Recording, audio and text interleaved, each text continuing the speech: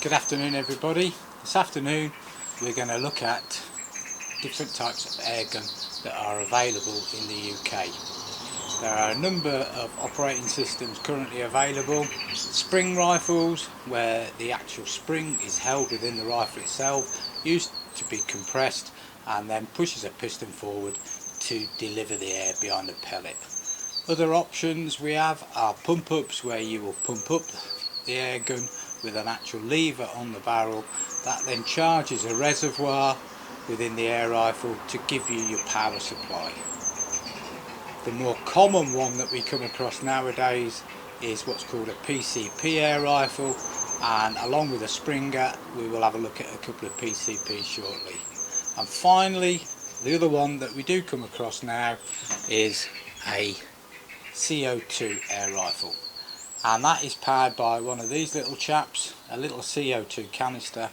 Somewhere on the rifle there will be a reservoir where you unscrew the cap, you take out the old canister, insert the new one, and when you screw up the cap it pushes the canister against a sharp point which pierces the end of the canister. That then charges the internal reservoir of the air rifle with CO2. So let's start. So spring air rifles. So here we have a fairly old Geco underlever rifle. The variations on Springers are underlevers, side levers and brake barrels. This particular one has a tap here where you put the pellet. It has an underlever within the stock here which we cock the rifle with. So to cock this rifle you place the stock in the pocket on your hip, depress the lever button, pull the lever down and then pull that lever until it positively engages. When it does that, the lever will become slack and then you can return the lever to its normal position, listening for that click to make sure it's engaged. To load this rifle then we would push the tap forward, insert the pellet, close the tap and we're ready to go. Downside to this rifle, as you notice, there is no safety catch. So once we've carried that operation out, this rifle is ready to fire. These have now been much taken over by the PCPs, which are far easier to use, far easier to cock. This does take a bit of strength, especially for an old man like me, to cock the rifle, and if you're doing that many times in a day it will make your arm ache. So moving on, PCPs. Here we have my faithful old hunting air rifle. As you can see, has a long single fixed reservoir underneath the barrel where the air is stored. To charge that with air we unscrew this cap at the end, connect it to either a stirrup pump or an air bottle. On the air bottle or the stirrup pump both we will need a gauge so we can see the pressure that's building up in this reservoir as we fill it. Once it meets the required fill pressure, disengage it and put the cap back on. This is a single shot air rifle. So here we have a bolt, so we pull the bolt to the rear, a small channel, put the pellet in the channel, push the bolt forward and it pushes the pellet into the chamber.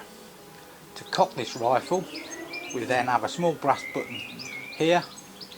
We pull that brass lever to the rear till we hear it positively engage.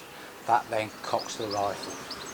Again, no safety catch, but the safety catch system on this rifle is I can load a pellet into the chamber, but until I cock it, it's perfectly safe.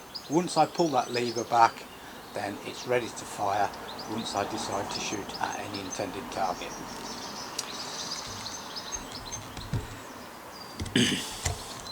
So variations on PCPs, we now have what are called multi-shots. So you notice here there's a magazine housing with a magazine inserted.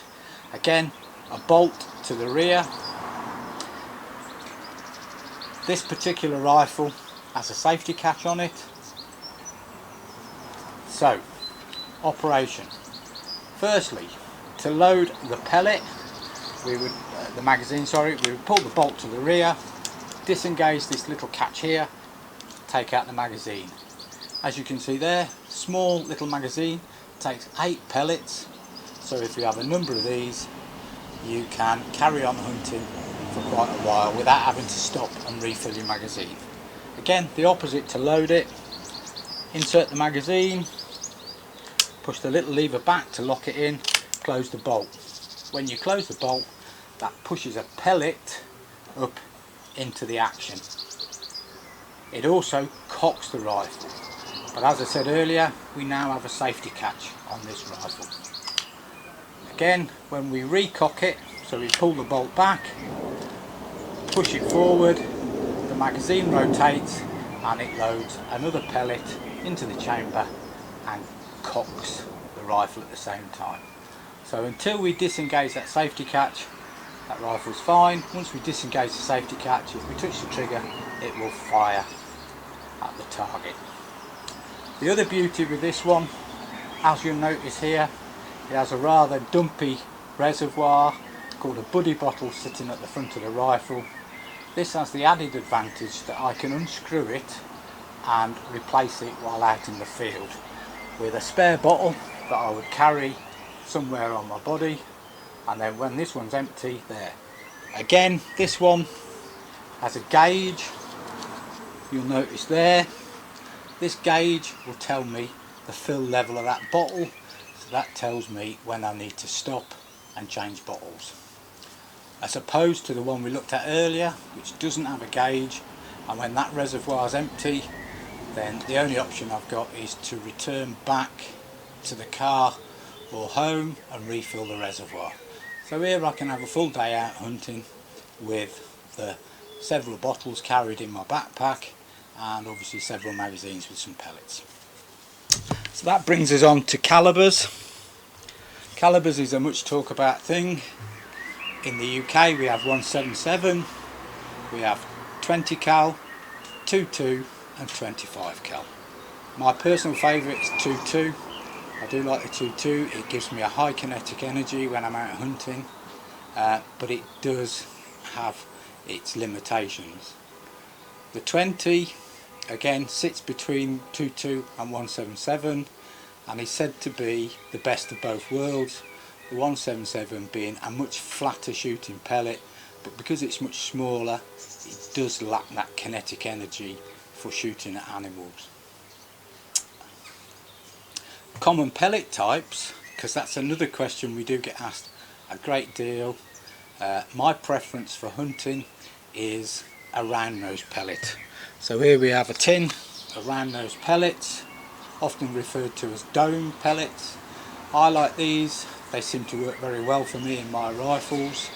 Some people prefer these flat heads with a very flat face to the pellet, arguing that they can give quite a good kinetic impact on the animal when you're shooting it. Me personally, I only use these when I'm dispatching small animals in traps such as rats and squirrels.